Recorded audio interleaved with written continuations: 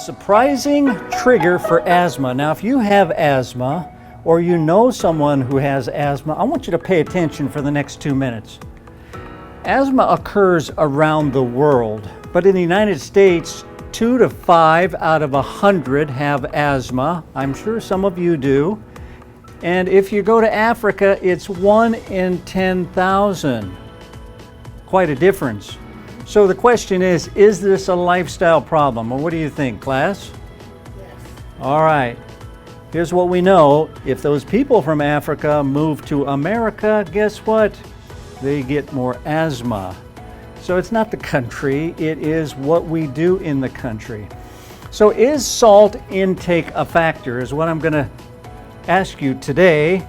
We know that processed food can have 100 times as much sodium as a home-cooked meal. And do we eat too much processed food in America? Yes. We eat tons of processed food.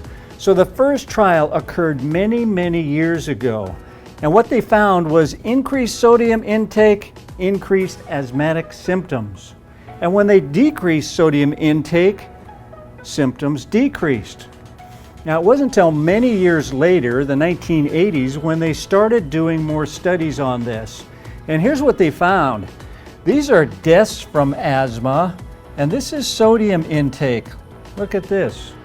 Asthma can be fatal. You can have a fatal asthma episode.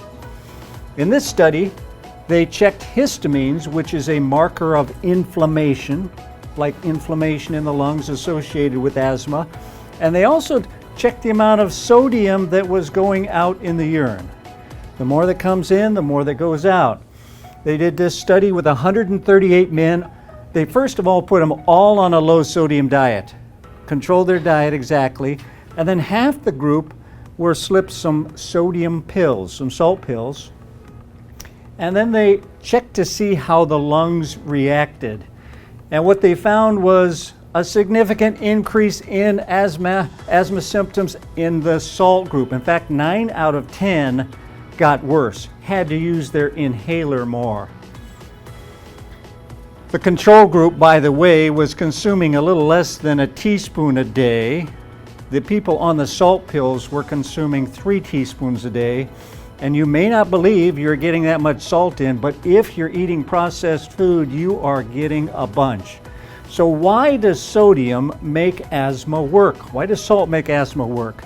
Well, it ends up that the inflammation is driven by immune T helper 17 cells.